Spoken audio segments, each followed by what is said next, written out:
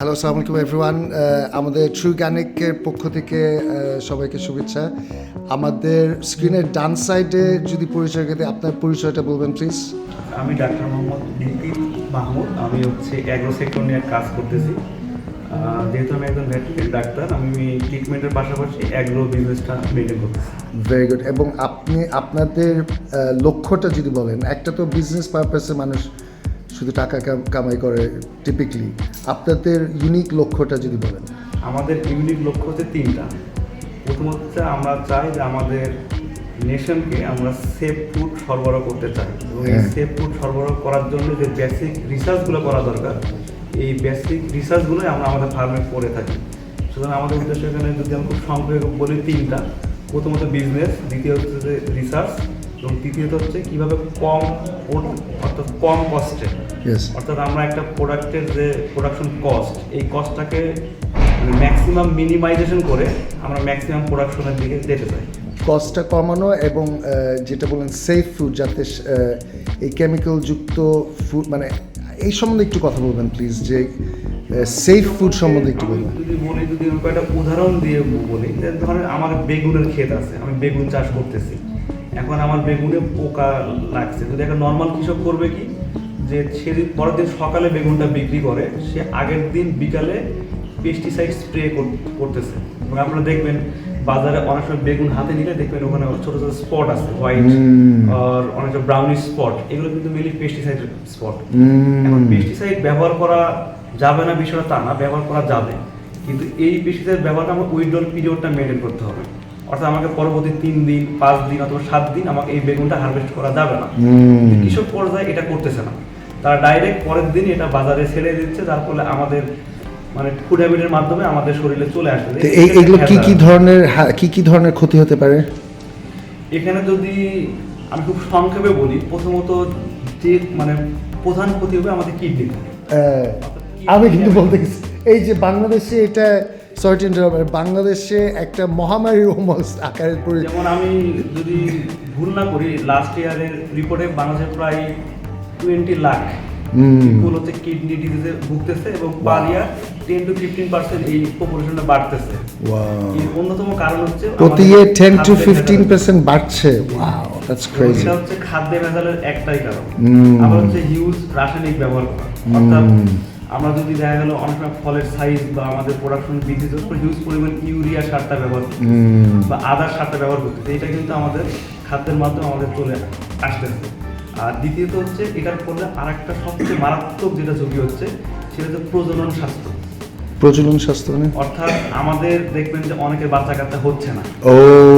ছেলেদের প্রবলেম হচ্ছে, মেয়েদের সমস্যা হচ্ছে। এইটার জন্য ফার্টিলিটি ডিক্রিজ করে, এটা তো হিউজ একটা সমস্যা। মানে সাধারণত আমাদের ধারণা ছিল বাংলাদেশের ফার্টিলিটি রেট এত হাই যে আমাদের বাট এটা it's not true anymore. Fertility radically কমে যাচ্ছে, তাই না? এবং আপনি বলছেন যে আপনার মতে, আপনার এক্সপার্ট ওপিনিয়নে, যে এইটা একটা বিশাল বড় কারণ হচ্ছে এই রাসায়নিক কেমিক্যালগুলো ইউজ করেন, ইউরিয়া সারের কথা বলেন। আচ্ছা, আরও বলেন প্লিজ। আর যদি আমাদের পোলট্রি অথবা লাইভ স্টক সেকশনে আসে, এখানে মেইনলি হ্যাজার্ডটা করতেছে দুইটা জিনিস, একটা অ্যান্টিবায়োটিক, একটা হলো heavy metals. Heavy metals means হচ্ছে মার্কারি হতে পারে, আর্সেনিক হতে পারে, লেড হতে পারে, আর যেগুলো আছে এগুলো সাধারণত দুইটা ভাবে আসে। একটা হলো নিম্নমানের খাদ্য ব্যবহার করলে, ট্যানারি বর্জ্য বা অন্যান্য যেটা এটা দিয়ে পোলট্রি ফিডটা ব্যবহার করা হচ্ছে, এই টাইপ খাবারের মাধ্যমে কিন্তু এই পোলট্রি বা লাইভ স্টকের মাধ্যমে আমাদের শরীরে চলে আসতেছে। আর একটা হচ্ছে অ্যান্টিবায়োটিক্স। অ্যান্টিবায়োটিক থেকে মেন সমস্যাটা হচ্ছে যে ওই একইভাবে, অর্থাৎ একটা কৃষক যেভাবে পেস্টিসাইডের উইথড্রল পিরিয়ড মেনটেন করতেছে না, ঠিক একইভাবে আমাদের খামারিরাও অ্যান্টিবায়োটিক উইথড্রল পিরিয়ডটা মেনটেন করতেছে না। যার ফলে ওই অ্যান্টিবায়োটিকগুলো আমাদের শরীরে অটো চলে আসতেছে, এবং ভবিষ্যতে যখন আমরা অসুস্থ হচ্ছি তখন ওই অ্যান্টিবায়োটিকগুলো আমাদের কাজ করতেছে না। আপনি যদি জেনে থাকেন যে মাল্টি ড্রাগ রেজিস্ট্যান্ট ব্যাকটেরিয়া, যাকে আমরা সুপার বাগ বলি, একটা bacteria more than 2 or 3 antibiotic এগেইনস্টে রেজিস্ট্যান্স কাজ করতেছে না।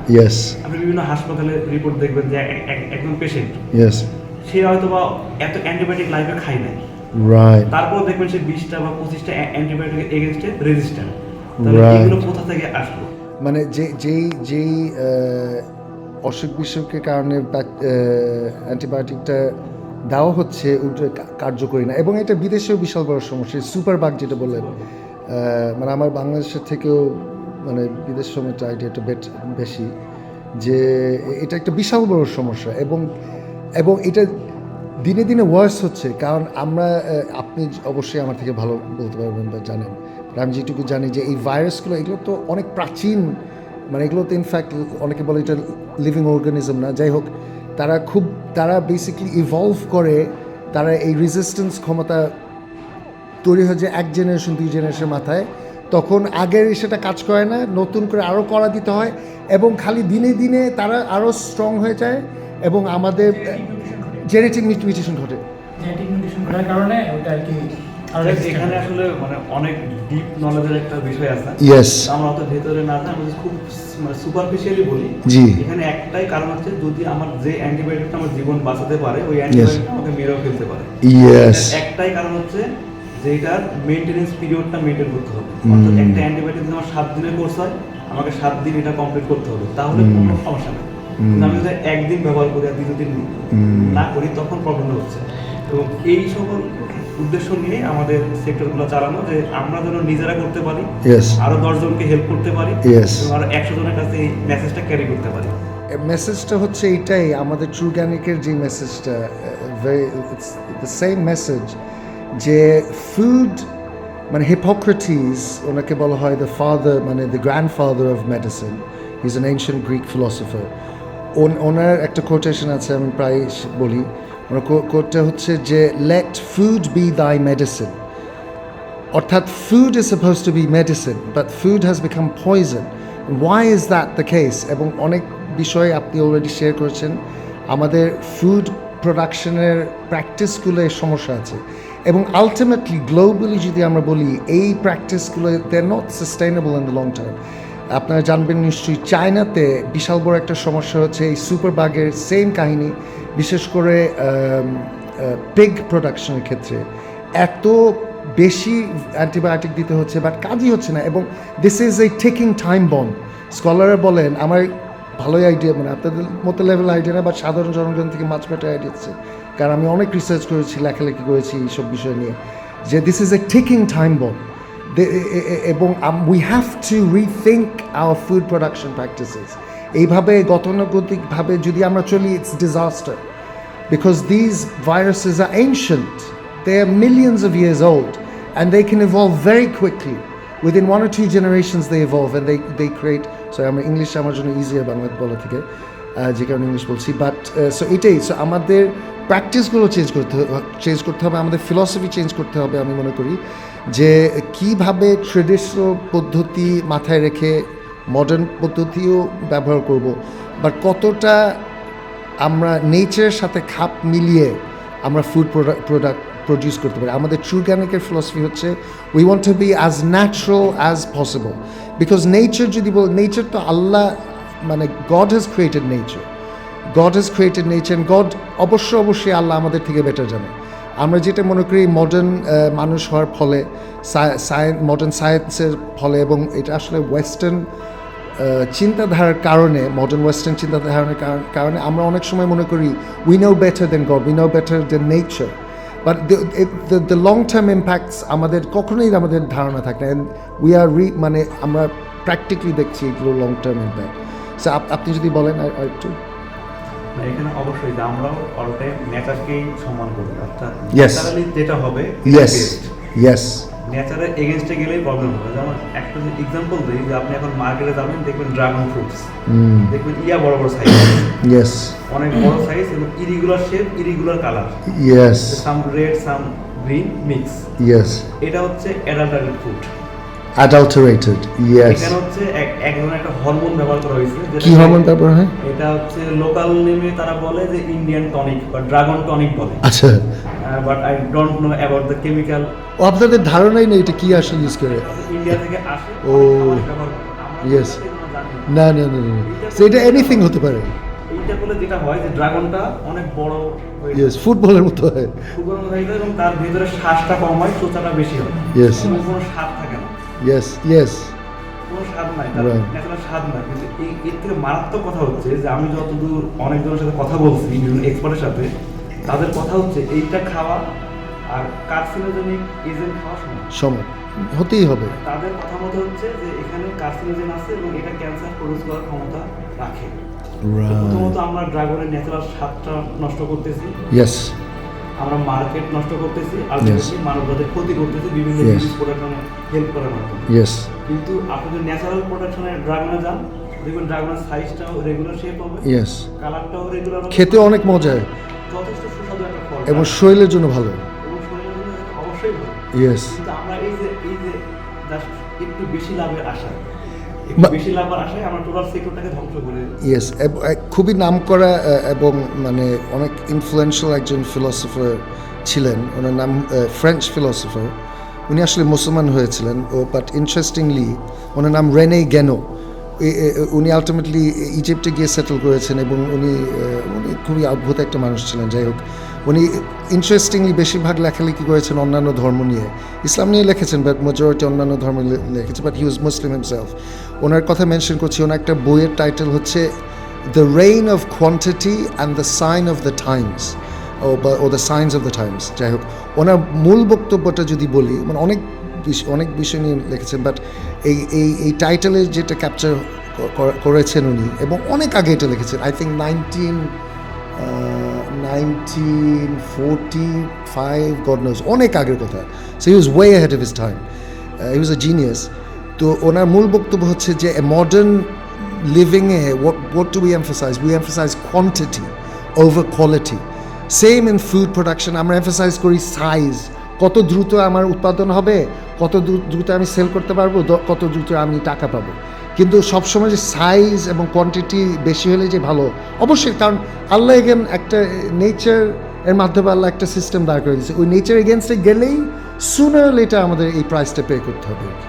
ওকে, দাঁড়ান। ও থ্যাংক ইউ সো মাচ আপনার কথাগুলোর জন্য। ডক্টর বেনিয়ামিন, আপনার কোনো যদি লাস্ট ফাইনাল পয়েন্ট থাকে? ধন্যবাদ। আমি চাচ্ছি যে আমাদের যে ট্রুগানি, যেটা আমরা আর কি নতুন করে শুরু করতে যাচ্ছি, আমাদেরও মূল মোটিভটা যে উনি যেটা বলেছেন, মুকিব ভাই, ডাক্তার মুকিব ভাই উনি যেটা বলেছেন, আমাদেরও মূল মোটিভটাই হচ্ছে সেটাই, যে মানুষকে আমরা যে সাধ্যের মধ্যে যে ভালো যে অর্গানিক যে খাবারটা, সেটা যাতে আমরা প্রোভাইড করতে পারি এবং যেটা সর্বোচ্চ ন্যাচারাল ওয়েতে যাতে আমরা ইয়েস, মানুষকে দিতে পারি। ইয়েস, মানুষের মাঝে এই সচেতনতা তৈরিটা আমাদের মূল লক্ষ্য। অ্যাবসলিউটলি, যাতে যার ফলে ইনশাল্লাহ ফুডের মাধ্যমে আমরা আবার মানুষকে সুস্থ বানাতে পারি। এখন আলাপ করছি গরু নিয়ে, যে গরুর বিষয়টা, যে কোরবানিতে অবভিয়াসলি অধিকাংশ মানুষ গরু ক্রয় করেন। এখন গরু ক্রয়ের ক্ষেত্রে অনেক কিছু জিনিস মাথায় রাখতে হয় এবং আমাদের এক্সপার্টদের কাছ থেকে আমরা অনেক নতুন তথ্য পাচ্ছি, যেটা অ্যাবসলিউটলি আমি গ্যারান্টি দিয়ে বলতে পারছি মেজরিটি মানুষের আমাদের এইগুলো ধারণা নেই। কাইন্ডলি বলবেন প্লিজ। এখানে গরুর ক্ষেত্রে আমি যে বিষয়টা শেয়ার করতেছিলাম, যে কোরবানি সিজনে বা যখন আমাদের গরুর ব্যাপক চাহিদা হয়, তখন গ্রামের সাধারণ অসচেতন বা জানে না, মানে অধিকাংশ যারা বড় খামারি তারা না, যারা ক্ষুদ্র খামারি তারা যেটা করে, বাজার থেকে ব্রয়লার মুরগির খাবার কিনে নিয়ে আসে, অনেক নিম্নমানের খাবার কিনে নিয়ে আসে। এই খাবারগুলো দিয়ে তারা দ্রুত ফ্যাটেনিং করার ট্রাই করে, যার ফলে মিট তেমন বাড়ে না কিন্তু ফ্যাট প্রচুর বাড়ে। এই ফ্যাটগুলো হচ্ছে আলটিমেটলি মাংসের চেয়ে অনেক বেশি হয়ে যায় এবং এটা আমাদের শরীরের জন্য বিভিন্নভাবে ক্ষতিকর, কারণ এগুলো আনস্যাচুরেটেড ফ্যাট, এগুলো শরীরে জমা হচ্ছে, হার্টের ব্লক থেকে শুরু করে আদার্স কোলেস্ট্রল বিভিন্ন যে ডিজিজগুলো আছে এগুলোতে ইনহ্যান্স করতেছে। এবং এই গরুগুলো অবশ্যই আমাদের মানে কোরবানির সময় আমরা এগুলো থেকে এগুলোকে অ্যাভয়েড করতে হবে। এগুলোকে আমরা অ্যাভয়েড করবো এবং আমরা ন্যাচারালি, অর্থাৎ গরুর মেন খাবার কি ঘাস, রাফেজ, ইয়েস, তারা ঘাস খাবে, তারা খড় খাবে, Yes. এইটা খাবে, কনসেন্ট্রেট খাবে নির্দিষ্ট পরিমাণ তার মাসেল গেইনের জন্য। ইয়েস, কিন্তু মাসেল গেইনের সাথে যদি আমার বেশি পরিমাণ এক্সেস ফ্যাট গেইন হয়, তাহলে এটা তো আমাদের ক্ষতি করে। অর্থাৎ ন্যাচারালি ফুল গাইডলাইন মেনে যে গরুগুলো পালন করা হয় বা একেবারে রিমোট কিষান যারা চোরে খাওয়াচ্ছে, এই গরুগুলো আমরা চয়েস করলে আমাদের জন্য বেটার হবে। এটা আমাদের তো এখন সিলেকশনের সময় আমরা যারা এক্সপার্ট না, সাধারণ জনগণ, আমরা কিভাবে বুঝবো কোনটা প্রপারলি রেস? সিলেকশনের জন্য এখানে সবচেয়ে ভালো হচ্ছে অথেন্টিক সোর্স।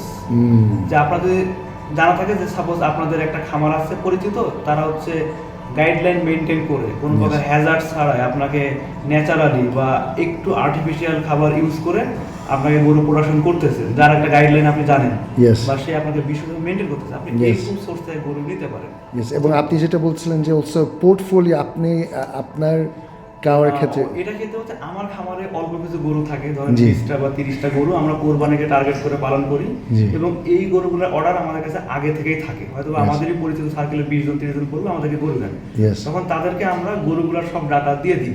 হুম। এই গরু আমরা 6 মাস আগে কিনছি, এত টাকা দিয়ে কিনছি, এই গরু এই গত 6 মাসে আমরা এই পরিমাণ খাবার খাওয়াইছি, Yeah. অর্থাৎ খাবারের আইটেমগুলো যে আমরা ঘাস খাওয়াইছি, আমরা সাইলেজ খাওয়াইছি, Yes. আমরা কনসেন্ট্রেট খাওয়ালে কোন কোম্পানির কি পরিমাণ খাওয়াইছি, Yes. এগুলো দিয়ে দিই, বা অ্যান্টিবায়োটিকের ডোজ থাকলে কয়টা ডোজ পড়ছে বা কি ভ্যাকসিন করা আছে এগুলো আমরা দিয়ে দিই। যারা জানে বোঝে তারা দেখে, বা যারা জানে না ওরা বলে যে ভাই আমার দেখার দরকার নেই, আপনি বলছেন তাতেই okay। Right. এইটাকে আমি আপনাকে জাস্ট মজা করে বললাম, তাকে গরুর পোর্টফোলিও আমরা দিয়ে দিই। না না এটা তো খুবই ভালো, এটা তো আমি জীবনে শুনি না, এবং এমনই তো হওয়া উচিত।